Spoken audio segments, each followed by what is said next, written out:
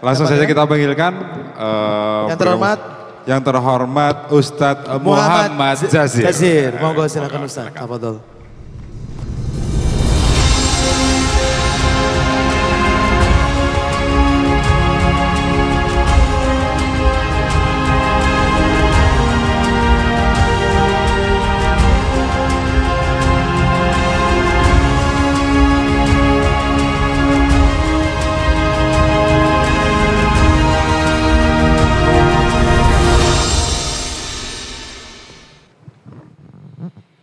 Assalamualaikum warahmatullahi wabarakatuh.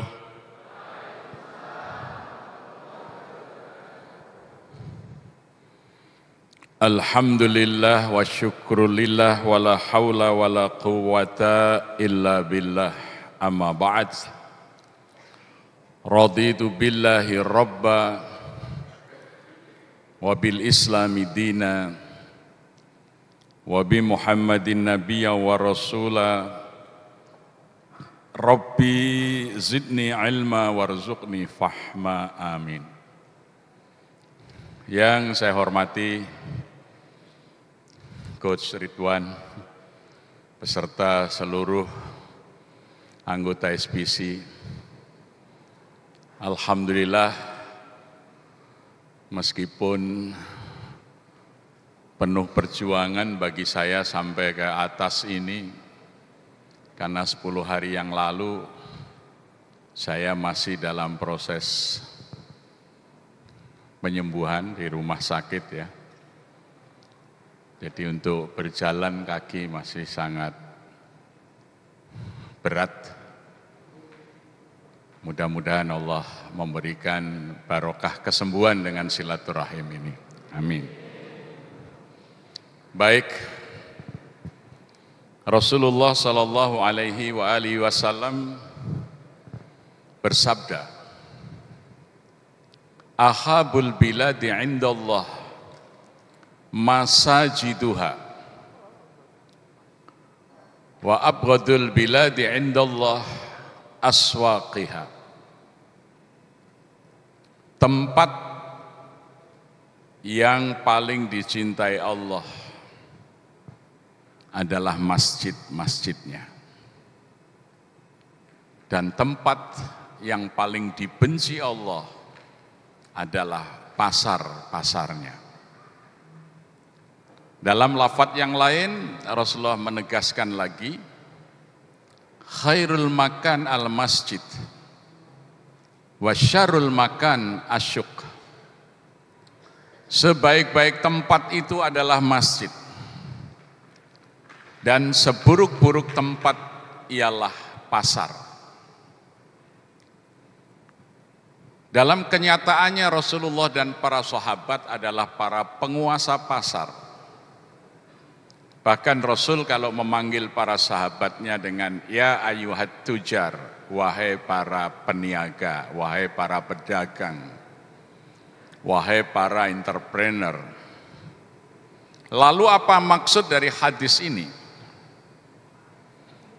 Rasulullah menegaskan bahwa ada dialektika abadi, pertarungan yang terus-menerus akan terjadi adalah pertarungan masjid dan pasar. Peradaban di dunia ini hanya dua, yaitu peradaban masjid, yang satunya peradaban pasar. Peradaban pasar basisnya adalah material, madiyah, pahamnya adalah materialism. Di dalam peradaban pasar, orang yang paling mulia adalah para pemilik modal. Ya, modal di masa abad pertengahan Eropa, sebelum revolusi industri gelombang pertama, di akhir masa agraris, modal itu direpresentasikan dengan sapi.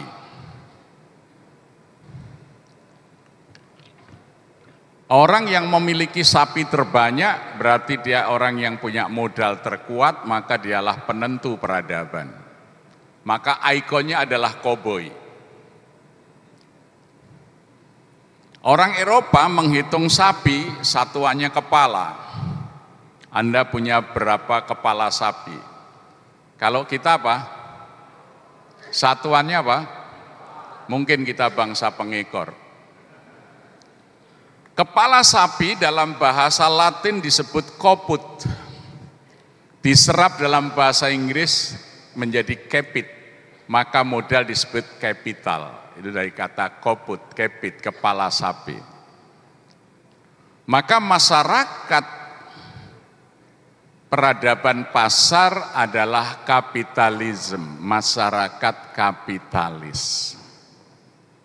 Benar salah, baik benar, baik buruk, semua ditentukan oleh para pemilik modal. Demokrasi di masa ini ya dikuasai oleh pemilik modal. Maka yang terjadi adalah demokrasi transaksional. Nomor piro wani piro, NPWP. Ya. Sehingga monyet saja kalau diberi modal 592 triliun untuk bagi bansos bisa jadi presiden. Ya. Karena ini peradabannya peradaban pasar. Masyarakatnya kapitalistik. Maka tahun 1945 para pendiri negara tidak ingin kita terjebak di dalam masyarakat kapitalisme ini. Maka dulu Bung Karno mengatakan, kita tidak hendak mendirikan sebuah negara nasional dengan demokrasi liberal. Demokrasi hitung biting, tiap-tiap orang punya satu suara. Sebab jika demikian yang terjadi, hanya para pemilik modal yang bisa mendirikan dan mengendalikan partai-partai politik. Tokoh-tokoh kita hanya akan bekerja sebagai buruh-buruh politik.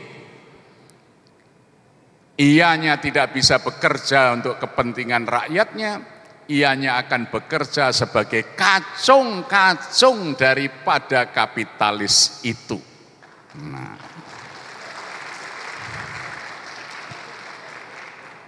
Maka Kiai Kahar Muzakir, Ajengan Sanusi mengusulkan kalau begitu kembali seperti zaman Khalifah Umar, demokrasi kita Abdul Hali wal Aqdi, sistem perwakilan, maka dirumuskanlah sila keempat, kerakyatan yang dipimpin oleh hikmat kebijaksanaan dalam permusyawaratan perwakilan. Jadi yang mewakili adalah rakyat yang sudah memiliki hikmat dan kebijaksanaan. Tidak orang setengah gila, orang jahat, kiai, profesor, satu suara. Itu bukan demokrasi menurut para pendiri bangsa. Ini demokrasi liberal yang mengkhianati para pendiri negara yang akan memihak pada kapitalis. Maka siapa yang punya modal yang akan menangkan pemilihan. Omong kosong, gagasan sebagus apapun akan kalah oleh beras. Ya. Karena demokrasinya tidak kualitatif, ini peradaban pasar ini. Ini seburuk-buruk peradaban. Maka hanya satu institusi yang bisa merubah keadaan, yaitu masjid. Maka kalau umat ingin kembali menjadi pemimpin dari seluruh umat manusia ini, peradaban masjid ini harus dibangkitkan kembali.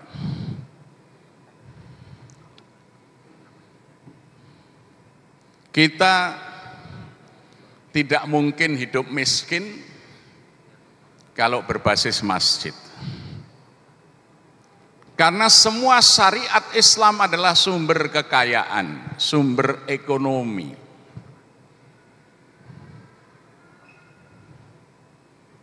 Satu contoh, ya, kita punya institusi tadi sudah disampaikan, namanya Institusi Wakaf. Di zaman Nabi tidak ada orang wakaf masjid, itu tidak ada. Di zaman Nabi tidak ada orang wakaf masjid. Di zaman sahabat tidak ada orang yang wakaf masjid. Wakaf musola itu tidak ada. Wakaf mereka adalah wakaf produksi. Ketika turun ayat 92 surah Ali Imran, lan tanalul birra hatta tunfiqu mimma tuhibbun. Tidaklah kalian dapat mencapai kesempurnaan takwa sebelum kalian dapat menginfakkan apa yang kalian cintai. Ayat ini dibacakan Nabi, langsung Sayyidina Umar ibnil Khattab angkat tangan. Ya Rasulullah, di antara kekayaanku yang paling aku cintai adalah kebun kurmaku di Khaybar. Ada 70.000 pohon kurma yang baik di sana. Aku serahkan kepada Allah melalui engkau. Nabi mengatakan, kif, tahanlah, wakafkanlah, bagikan hasilnya. Sampai hari ini kebun itu masih utuh, tapi sudah menghasilkan ribuan masjid, ribuan madrasah, ribuan usaha. Sayyidina Abu Thalhah datang, ya Rasulullah, sekitar masjidmu itu kebun kurmaku, kebun Buraiha, aku serahkan kepada Allah, aku wakafkan kepadamu. Sudah tumbuh sampai hari ini. Sayyidina Utsman bin Affan membeli sumur Romata, dari hasil penjualan airnya semuanya untuk kebaikan umat. Sampai hari ini sumurnya masih utuh, kemanfaatannya sudah ribuan hotel dibangun, ribuan toko dibangun, memperkerjakan puluhan ribu orang dari hasil wakaf. Tidak satupun sahabat yang wakaf masjid. Tidak ada. Jadi kalau hari ini seharusnya kita meniru itu wakaf pabrik. Bukan wakaf masjid lagi. Karena kalau kita wakaf masjid tidak bisa memaksa orang pergi ke masjid. Tapi kalau kita wakaf pabrik bisa memaksa orang pergi ke masjid. Di Masjid Akbar Mudahar Arifin Gresik, ya, dulu saya diserai sejak pembangunan sampai pengelolaan manajemennya. Ownernya PT Polowijo itu Pak Haji Johar Arifin. Waktu itu karyawannya baru 1.500-an, sekarang sudah 2.500-an. Karyawan pabrik pupuknya. Beliau hanya mengatakan, kalau karyawan PT Polowijo ini tidak berjamaah di masjid, tidak saya kasih tunjangan hari raya, nanti saya kasih tunjangan Natal. Saya akan pasang fingerprint di masjid. Yang jamaah zuhur asar di masjid, nanti kantinnya gratis bagi karyawan. Itu semua karyawan jamaah di masjid. Karena dia punya pabrik, yang punya pabrik bangun masjid. Orang punya masjid belum tentu bisa maksa orang sholat ke masjid. Orang yang punya pabrik bisa memaksa karyawannya berjamaah ke masjid. Jadi dulu Nabi mengedepankan wakaf produktif. Masjid itu dibangun dengan hasil wakaf. Bukan masjid itu wakaf, bukan. Ini cara pikir yang terbalik. Maka di Indonesia ini tanah wakaf kita menurut Kementerian Agama di Direktorat Pemberdayaan Wakaf tahun 2014, tanah wakaf di Indonesia ini luasnya sudah 5,6 miliar meter persegi. Itu seluas 7 kali negara Singapura dan 5 kali luas provinsi Jakarta. Tapi Singapura yang hanya 1/7 tanah wakaf kita sudah makmur. Kita yang punya tanah wakaf 7 kali luas Singapura masih miskin. Karena apa? 5,6 miliar meter persegi itu baru 3% yang produktif. Yang 97% konsumtif berupa 3M. Masjid, madrasah, dan makam. Yang tiap bulan itu menyedot dana masyarakat untuk merawat, memelihara, tidak menghasilkan.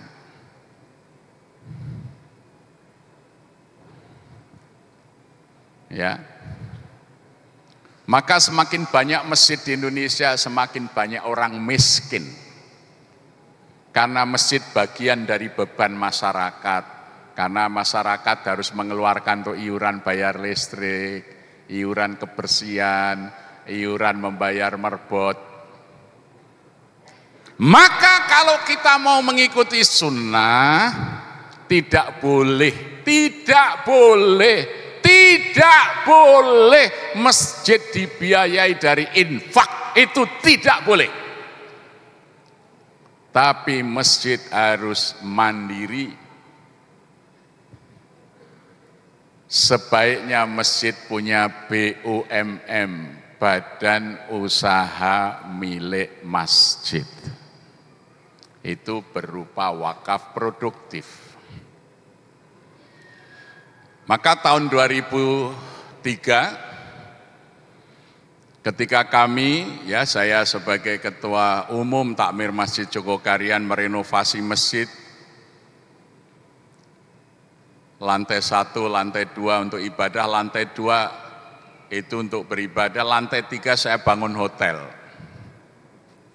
Karena Jogja ini kota wisata. Weekend, liburan itu kamar-kamar hotel waktu itu sangat kurang.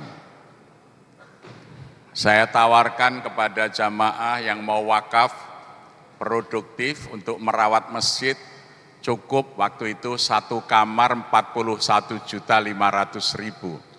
Sudah AC, TV, akses internet, mesin pemanas air. Alhamdulillah, space hanya 13 kamar, yang mau wakaf itu 30 lebih. Maka kalau yang pernah ke lantai 3 Jogokarian itu semua kamar ada nama wakifnya.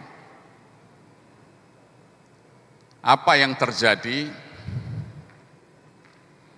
Hasil dari 13 kamar itu dikurangi untuk bayar listrik, bayar karyawan dari imam, merbot, security. Kita rata-rata saldo bersih di atas 40 juta per bulan. Ya. 100% infaknya untuk kepentingan rakyat. Tiap 15 hari kita bagi sembako untuk 480 kakak miskin.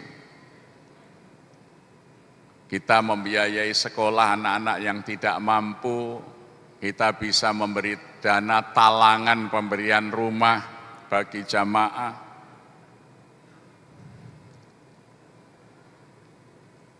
Masjid masih punya uang. Maka tahun yang lalu kami membeli hotel lagi. Di daerah wisata Kaliurang, nanti kalau ke Kaliurang ada Hotel Anugerah Wisata 2, itu BUMM, Badan Usaha Masjid, milik Masjid Jogokarian. Dulu Hotel Melati, sekarang baru kita upgrade jadi Hotel Bintang 3. Ya.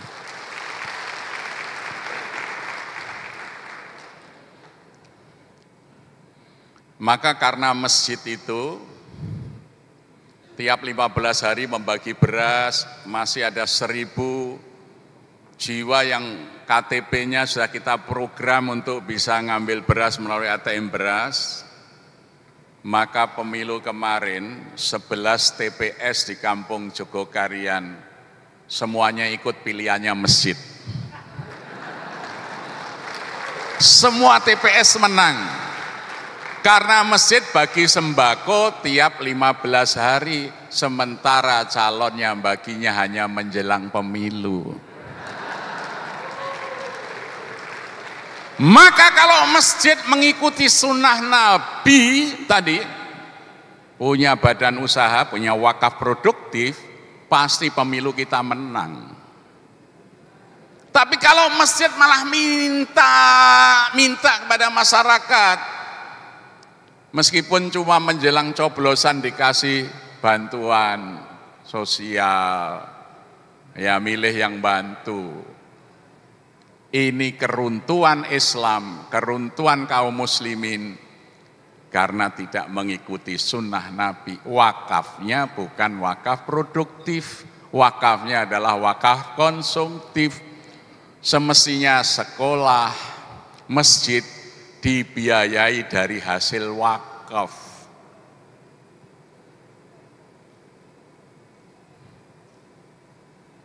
Kami sedang merintis namanya Yayasan Guru Mulia. Karena kami melihat Indonesia ini tertinggal karena kualitas guru yang rendah. Kenapa? Karena anak-anak cerdas tidak mau jadi guru, karena gaji guru rendah.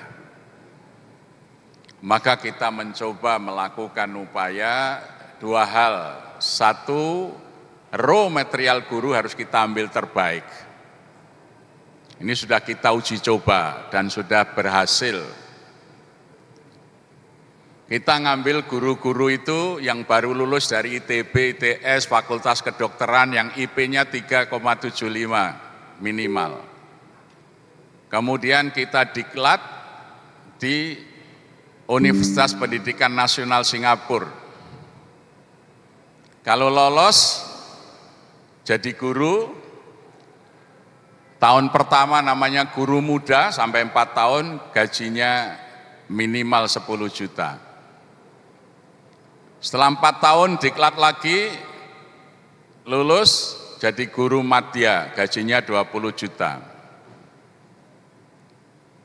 4 tahun lagi seleksi, badiklat lagi, lulus menjadi guru ahli, gajinya 30 juta. 4 tahun lagi diklat, lolos jadi guru utama, gajinya 50 juta. Ternyata sekolah yang kita kelola dengan guru yang seperti itu, sudah 6 tahun ini meluluskan semua murid lolos ke perguruan tinggi yang mereka kehendaki, 100%.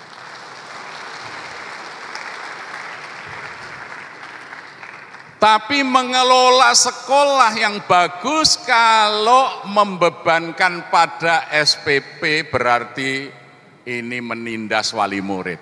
Tidak boleh. Dari mana caranya?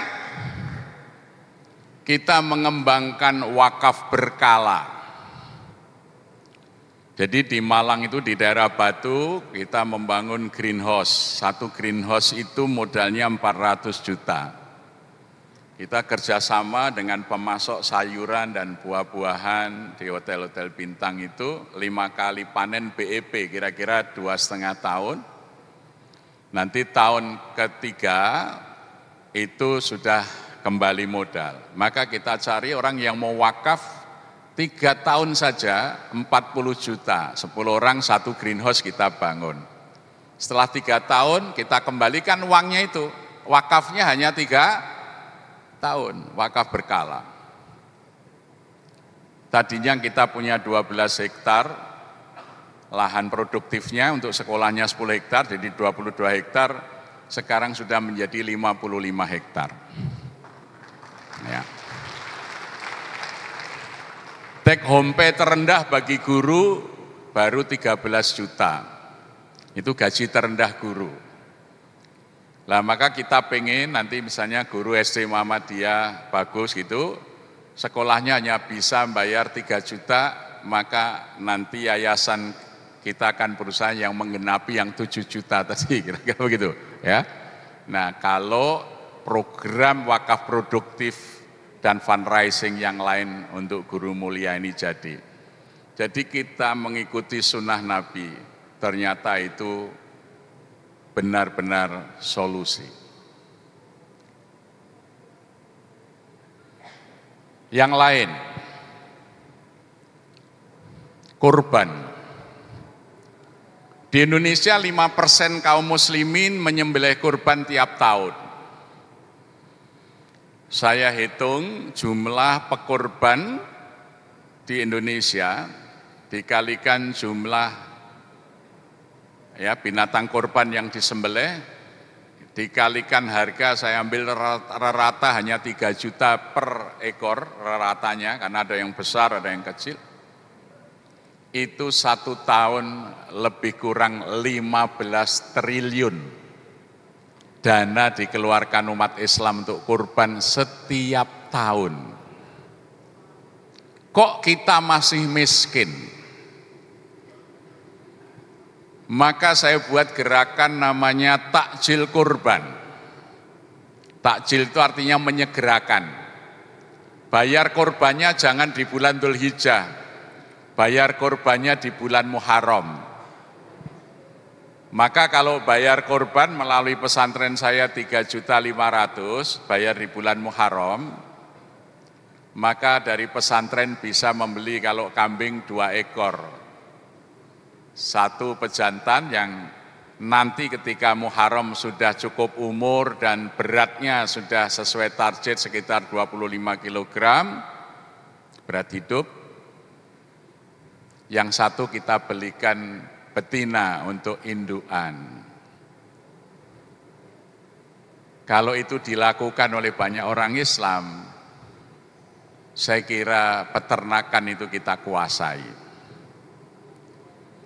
Apalagi kalau takjilnya tidak hanya dari Muharram, ada pensiunan datang bertanya, Pak Ustadz, saya mau korban atas nama almarhum bapak saya sama ibu saya, boleh enggak? Pertanyaan seperti ini besok enggak ada. Karena Pak, kalau Anda korban sekarang, 60 tahun pensiun jadi kepala dinas, kira-kira hidup 15 tahun lagi sampai umur 75, sekaligus kurbannya sekarang berarti 15 ekor. 15 kali 3.500.000, kita bisa belikan indukan sapi yang bagus, pejantan yang bagus. Besok tiap tahun tidak usah beli lagi, tiap tahun dia tinggal ngambil di kandang pesantren, sampai akhir zaman tidak usah beli binatang kurban. Almarhum ini sudah mati berpuluh tahun, masih bisa kurban terus, tidak perlu anaknya bilang saya berkorban atas nama bapak dan ibu saya.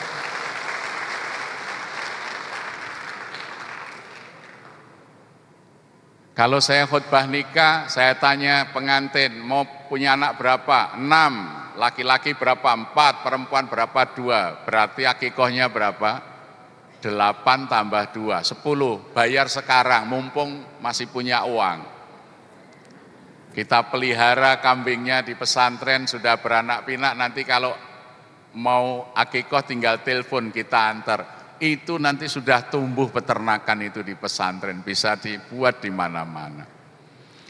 Jadi tidak ada syariat Islam yang membuat kita miskin. Semua syariat Islam menjadi modal kaum muslimin makmur. Kalau peradabannya kita kembalikan kepada peradaban masjid, tidak ikut peradaban pasar, tidak menjadi kapitalistik. Terima kasih. Assalamualaikum warahmatullahi wabarakatuh.